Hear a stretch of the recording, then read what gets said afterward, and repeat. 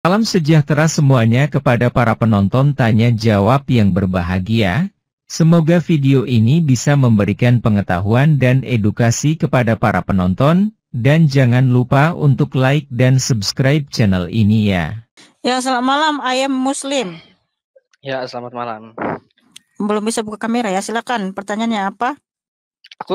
Aku sama siapa nih? Sama anak Batak atau sama Mikana?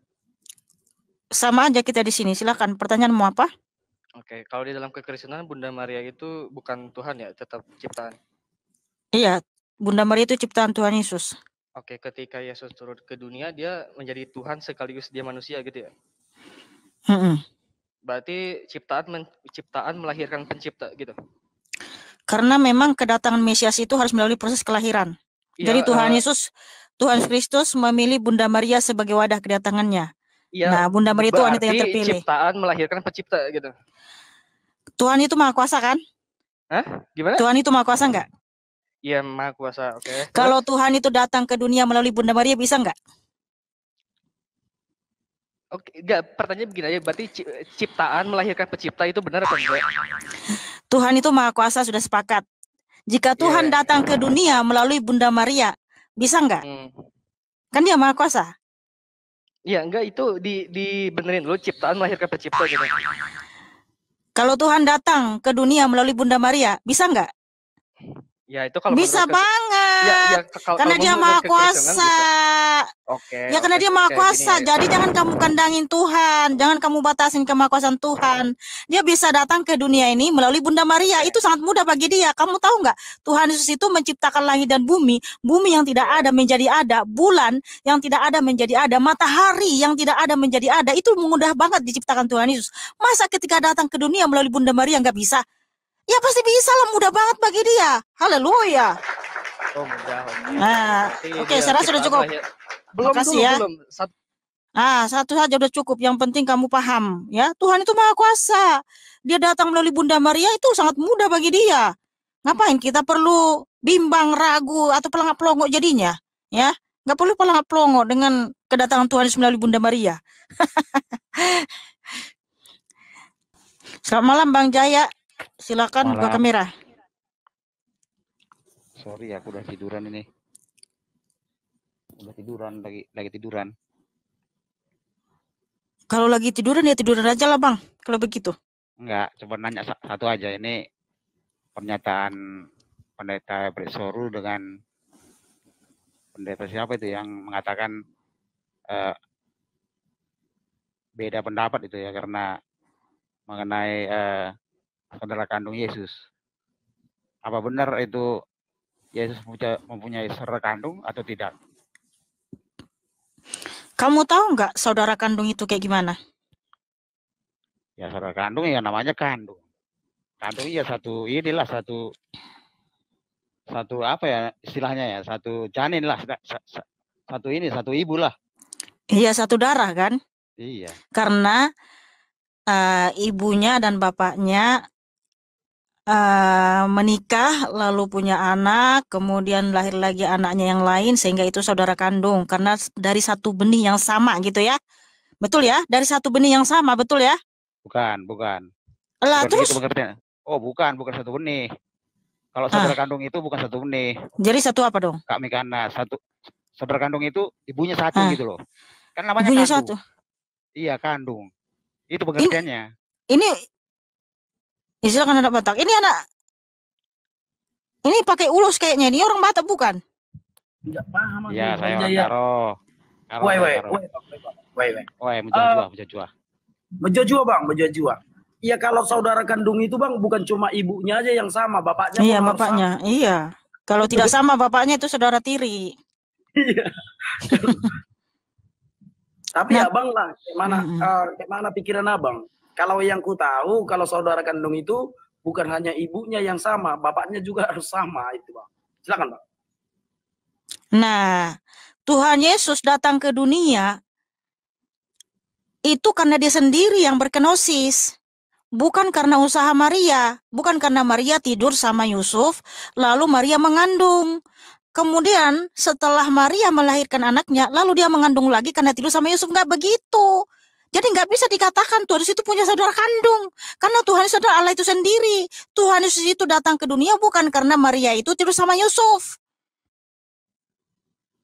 Sedangkan Tuhan Yesus saja ketika ada yang menyampaikan berita kepada Tuhan Yesus di Matius 12. Ibumu dan saudara-saudaramu menunggu di luar. Bilangin Maria, apa jawab Tuhan Yesus? Apa jawab Tuhan Yesus? Kalian tahu apa jawab Tuhan Yesus? Siapa ibuku? Siapa saudara-saudaraku? Ini ibuku, ini saudaraku. Dia menunjuk kepada murid-muridnya. Padahal murid-muridnya adalah laki-laki di situ, Rasul-Rasul Petrus. Loh, Rasul Petrus dibilang ibunya Tuhan Yesus? Kenapa seperti itu? Jadi apa kalian bilang Tuhan Yesus tidak durhaka? Enggak lah. Karena Tuhan Yesus itu adalah Allah yang maha tinggi datang ke dunia berkenosis melalui Bunda Maria. Jadi Bunda Maria yang harus berterima kasih sama Tuhan Yesus. Karena apa? Dia wanita yang terpilih. Begitu bro. Ya. Jadi Tuhan menyatakan apa? Jikalau kamu melakukan kehendak Bapakku yang di surga, artinya kehendak dia sendiri, maka kamu adalah saudaranya, ibunya, ya. Artinya kamulah kekasih-kekasihnya. Kamulah sahabat-sahabatnya, anak-anaknya yang dahsyat ketika kamu melakukan kehendak Tuhan Yesus. Itu maksudnya. Ya, seperti itu. Makasih saudaraku, Tuhan Yesus Kristus memberkatimu. Haleluya. Ternyata orang Batak ini ya. Oh, ternyata Kristen ini. Iya, orang Kristen. Cuman aku kan sering dengar di YouTube juga. Pendapatnya kok beda. Memang pendeta Soru ngasih ayat Alkitab, cuman saya lupa ayat Alkitabnya. Ada dibilang di apa itu, di firman Tuhan itu bahwa Yesus itu mempunyai saudara kandung. Ya, jadi gini saja Bang Jaya. Baca Alkitab sungguh-sungguh dan tanya Tuhan Yesus apa arti firman-Nya. Sehingga iman kita itu bukan berdasarkan apa kata pendeta, apa kata apologet, apa kata penginjil, tapi berdasarkan hikmat dan karunia dari Tuhan Yesus. Makanya ketika kamu mendengarkan penjelasan si Anu, si B, si C, tapi kamu harus teliti juga Alkitab. Tuhan benar nggak yang dikatakan si B itu? Tuhan benar nggak dikatakan si C? Kamu tanya juga sama Tuhan Yesus. Baca Alkitab sungguh-sungguh. Begitu ya Bang ya? Terima kasih. Supaya iman kita itu berdasarkan apa yang dikaruniakan Tuhan kepada kita, bukan karena orang lain gitu ya. Sebab kita itu percaya kepada Tuhan Yesus karena memang hanya Roh Kudus yang bisa membuat kita percaya kepada Dia. Terima kasih saudaraku. Tuhan Yesus memberkati. Amin, amin. Halo, Shalom. Ya, salam, silakan buka kamera saudaraku Rafa. Aduh, ini lampu sudah padam, Kak. Minta maaf, satu tanya ini saja. Saya tanya ini saja. Apa itu?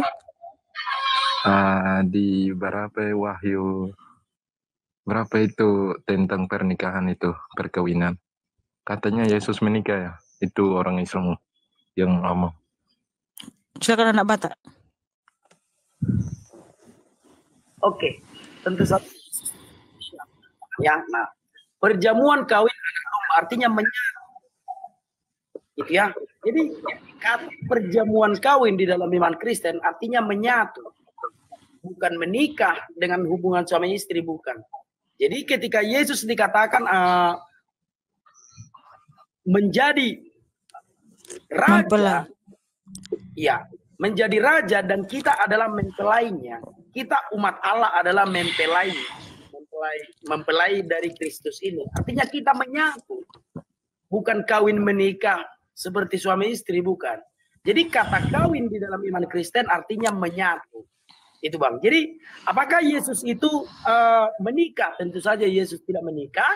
Tetapi akan tiba saatnya nanti kita akan ada di perjamuan kawin anak domba. Tetapi kawin di situ bukan menikah, tetapi menyatu. Kita umat Allah adalah mempelai dari Kristus yang adalah mempelai pria. Artinya kita akan menyatu dengan Kristus, bukan melakukan hubungan suami istri dan lain-lain. Itu Bang. Ya, jadi nanti kita akan tinggal bersama-sama dengan Tuhan Yesus di surga. Tidak ada lagi pemisah antara kita dengan Tuhan Yesus. Artinya kita bisa melihat Tuhan Yesus langsung. Kita tinggal bersama-sama dengan Tuhan Yesus. Wow, itu adalah hari yang paling indah. I love you, Jesus Christ. Oke, tetap semangat ya. Jangan lupa baca Alkitab ya. Apapun penyesatan dari luar nggak usah didengarkan ya. Dengarkan hanya Tuhan Yesus saja. Jangan dengarkan suara-suara asing. Makanya kita disebut adalah domba. Karena apa? Domba itu hanya mendengarkan suara gembalanya. Dia tidak pernah mendengarkan suara asing ya. Terima kasih. Tuhan Yesus Kristus memberkatimu. Selamat malam J36. Selamat malam. Silakan buka kamera.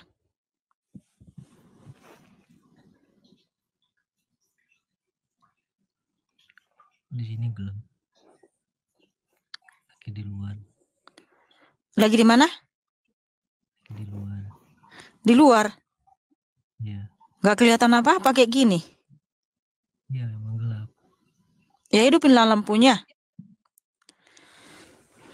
Bisa juga ini hidup.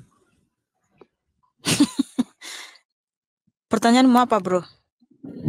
Pertanyaannya, kenapa kalian percaya Yesus itu Tuhan? Silakan anak Batak. Karena kita orang Kristen, Tutup harus aja lah kameramu kalau kayak gitu. Ya. Kenapa kita percaya Yesus sebagai Tuhan? Karena kita percaya apa yang ditulis oleh para nabi terdahulu. Sebelum Tuhan Yesus datang ke dunia, nabi terdahulu sudah menerima firman Tuhan dan menuliskannya bahwa Allah akan menjadi manusia sebagai juru selamat. Nah, ketika Allah ini datang ke dunia menjadi manusia, ya kita sembah. Itu ya. Karena bukan kita yang lebih dahulu menyembahnya. Orang-orang terdahulu yang lebih dahulu menyembahnya. Itu Bang. Iya, saya tambahkan sedikit. Ya. Kenapa saya apa ada gimana? Iya. Bahwa Yesus itu nyuruh kalian untuk menyembahnya gitu. Ya, Tuhan memerintahkan kita untuk taat dan setia kepadanya, hanya menyembah kepadanya saja, yang tertulis di Yeskiel 20:19, Yohanes 14:15, Tuhan berfirman, Akulah Tuhan Allahmu, ikutilah segala perintahku dengan setia, taatilah segala ketetapan-ketetapanku ya. Apa ketetapan Tuhan Yesus? Akulah Tuhan Allahmu, jangan menyembah ilah lain. Ya, artinya jangan kita menyembah ilah lain. Yang kita sembah itu hanya Tuhan Yesus. Nah, kenapa saya percaya bahwa Yesus adalah Tuhan dan Allah? Karena memang betul ya, saya baca Alkitab dulu nih. Ini kesaksian para nabi dan para rasul. Sebab yang menuliskan Alkitab ini bukan satu orang yang ngaku-ngaku mendapat wahyu dari Tuhan. Tetapi ada 40 nabi dan rasul di mana mereka sudah melihat Tuhan Yesus dan mendengarkan firman dari Tuhan Yesus. Bahkan mujizat kuasa yang diberikan kepada para nabi dan para rasul. Seperti yang diberikan kepada Nabi Musa ya. Nabi Musa bisa membelah lautan, itu kuasanya dari Tuhan Yesus. Nabi Elia bisa membangkitkan anak janda di itu kuasanya bisa membangkitkan itikus ya, yaitu anak muda yang jatuh dari soto, itu kuasanya dari Tuhan Yesus. Dan ketika Tuhan pun datang ke dunia, dia membangkitkan Lazarus, membangkitkan anak Yairus, berjalan di atas air, menciptakan mata yang baru bagi yang buta, menciptakan roti dan ikan bagi 5.000 laki-laki untuk dimakan dan lain sebagainya. Dia mati dan bangkit pada yang ketiga, dan ketika dia mati dia turun ke alam maut, dia membebaskan manusia-manusia yang telah mati di zaman perjanjian lama sehingga mereka bangkit ketika terus bangkit ya, karena Tuhan telah memberikan mereka pengampunan. Nah, kesaksian para nabi dan para rasul itu ditulis di sini. Dan saya percaya. Nah, ketika saya percaya kepada Tuhan Yesus, Kristus itu hidup dalam diriku. Sehingga apa yang difirmankan Tuhan di sini ya, Tuhan berfirman, apapun yang kamu minta dalam namaku, aku akan melakukannya. Nah, itu sering saya berdoa, Tuhan melakukannya. Tapi demi kemuliaan namanya. Kemudian Tuhan juga berfirman, apa yang kau tabur, itu yang akan kau tuai. Nah, ketika kita menabur keburukan, kita akan menuai keburukan juga. Tapi ketika kita menabur kebaikan, kita juga akan menuai kebaikan. Itu saya alami. Tuhan berfirman, Wahyu 3 ayat 19, barang siapa ku kasih, ia ku tegur dan ku hajar, karena itu relakanlah hatimu dan bertobatlah. Nah, karena Tuhan mengasihi saya, ketika saya melakukan kesalahan sedikit aja, Tuhan langsung tegur saya. Nah, kamu nggak boleh melakukan itu. Nah, sehingga saya sadar, oh iya Tuhan, ampuni saya Tuhan. Sehingga saya tidak mau lagi melakukan dosa yang sama di masa lampau di depanku sekarang. Nah, itu artinya Tuhan itu hidup, firman-Nya itu berkuasa. Jadi sangat banyak mujizat yang kualami dalam hidupku, sehingga Tuhan itu hidup dalamku, ya. Itulah kenapa saya percaya kepada Tuhan Yesus. Jadi kalian di mata Tuhan itu orang atau domba? Hah? Kalian di mata Tuhan itu manusia atau domba? karena ada kata-kata Oh iya, domba yang tersesat. domba itu maksudnya itu perumpamaan. Bukan berarti kita betul-betul domba. Ya, Kenapa harus domba? Kenapa harus domba? Oh ya, silakan anak Batak. Thank you Joshua RDM. Kenapa kita disebut domba? Karena kita itu penurut. Nah, kenapa orang disebut kambing? Karena kambing itu kan melawan, menanduk. Coba perhatikan, coba bedakan kambing dengan domba. Kambing itu melawan, menanduk. Maka kita tidak disebut kambing karena kita orang Kristen. Nah, kenapa kita disebut domba? Karena domba itu nggak pernah melawan. Domba itu penurut karena kita orang Kristen adalah penurut gitu. Itulah sebabnya kita diumpamakan sebagai domba. Sebab kita adalah orang-orang yang penurut. Kita adalah orang-orang yang takut akan Tuhan. Tidak beringas seperti kambing. Coba bedakan, kalau kambing diganggu langsung menandukkan. Nah, kita tidak seperti itu. Kita orang Kristen adalah orang-orang penurut. Orang-orang yang tidak bisa menanduk. Itu. Hanya lebih menurut bebek daripada domba. Bebek. Iya. Gini, kenapa? Kenapa domba? Karena orang, ya kau dengar dulu. Hei, dengar. Iya, sob. Kenapa disebut domba? Karena orang Israel itu mereka sering kan menggembalakan domba itu. Dan domba itu kan dibawa ke bait suci tuh, ke bait Allah untuk darahnya dipersembahkan untuk darahnya percik di bait suci sebagai pengampunan atas dosa-dosa manusia atau orang Israel pada saat itu ya. Tapi darah domba itu adalah tipologi darah Kristus. Nah, itulah Tuhan Yesus mengumpamakan tentang domba. Perumpamaannya diambil dari domba karena orang Israel sering menggembalakan domba dan orang Israel itu mengerti dan memahami bahwa domba itu penurut taat sama penggembalanya. Sehingga Tuhan menyatakan ya, Yahweh Elohim, itu Tuhan Yesus pun berfirman di Yeskiel 34. Akulah gembala yang baik dan aku akan menggembalakan domba-dombaku Israel. Nah, kenapa disebut domba? Karena kan orang Israel tadi mereka penggembala domba. Karena domba ini penting untuk dipersembahkan di bait suci. Sehingga ya, sifat kita itu harus seperti domba yang taat dan setia. Karena domba ini kamu panggil pun kalau kamu bukan tuannya, nggak akan dengar dia. Ya, secapek apapun kamu manggil domba, kalau bukan kamu gembalanya, nggak akan didengar sama domba itu. Nah, supaya Tuhan Yesus memberikan kita ya, supaya kita itu mudah memahami bahwa kita harus taat dan setia kepada Tuhan Yesus. Kita jangan mendengarkan suara-suara ilah-ilah asing. Hanya suara Tuhan Yesuslah yang kita dengarkan. Nah, itu perumpamaan saudaraku ya, domba itu bukan secara harafiah kita domba betulan. Nah, seperti itu. Kan domba itu perumpamaan. Domba punya akal tidak? Hah? Domba punya akal tidak? Domba punya akal. Iya. Itu perumpamaan tentang ketaatan, tentang kesetiaan. Ya. Iya. Saya sudah cukup dulu. Makasih ya. Perumpamaan tentang akalnya gitu, domba punya akal tidak? Nah, kenapa orang disebut kamu itu ular? Apakah betulan dia ular? Hah? Kamu paham nggak? Ketika orang menggunakan istilah kamu itu ular ya. Nah, apakah dia betulan ular? Karena sifatnya ke ular ya. Jadi gitu. Yang diambil dari kalian domba itu cuman penurutnya aja gitu. Iya, penurutnya, ketaatannya. Dia hanya mau mendengarkan suara gembalanya, suara tuannya. Dia nggak mau dengarkan suara orang asing gitu loh, gembala asing. Tapi tentang dia punya akal atau tidaknya itu tidak pedulikan. Aduh, hanya manusia yang diciptakan ada akal dan pikiran. Ya, saya sudah cukup dulu ya. Kalian ridho gitu. Hah? Buat dipanggil domba gitu. Ini orang pernah belajar bahasa Indonesia gitu tentang apa namanya sinonim, antonim, ya, tentang perumpamaan, tentang majas. Bukan berarti ketika kamu dikatakan ular, kamu bukan ular betul yang ada ekornya, yang jalannya di atas perutnya gitu kan, di tanah. Bukan seperti itu. Berarti misal nih, saya ketemu Anda di jalan, saya panggil domba, gak apa-apa? Kamu dombanya Tuhan Yesus, ya nggak apa-apa. Ya. Tapi asalkan itu dalam maksud ya memang itu perumpamaan. Tapi kalau kamu dengan maksud merendahkan bahwa kami betulan domba, ya itu nggak boleh. Ya saya rasa sudah cukup dulu. Makasih saudaraku ya. Tuhan memberkatimu. Namanya diganti. Jadi Mohon maaf saudaraku, udah cukup dulu ya.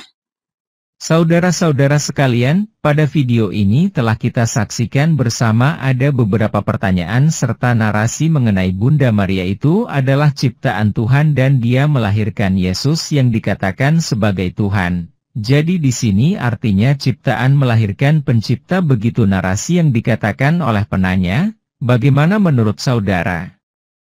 Terus ada pertanyaan mengenai apa Yesus itu punya saudara kandung atau tidak. Dalam suatu penjelasan di mana Mihana mengatakan, jikalau kamu melakukan kehendak Bapakku yang di surga, artinya kehendak dia sendiri. Inilah yang membuat kita semua terutama orang awam bingung. Karena kalau menurut kata-kata itu harusnya Bapa dan Yesus itu beda kepribadian, tapi kenapa kok dikatakan sama? Dan ada penanya orang Kristen yang mengatakan ada perbedaan pendapat di antara dua pendeta.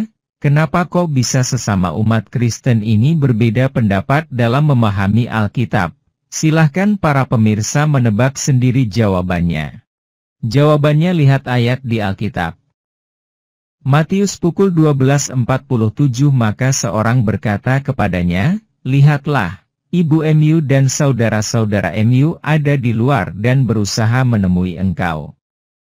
Matius pukul 12.48 tetapi jawab Yesus kepada orang yang menyampaikan berita itu kepadanya, siapa ibuku? Dan siapa saudara-saudaraku?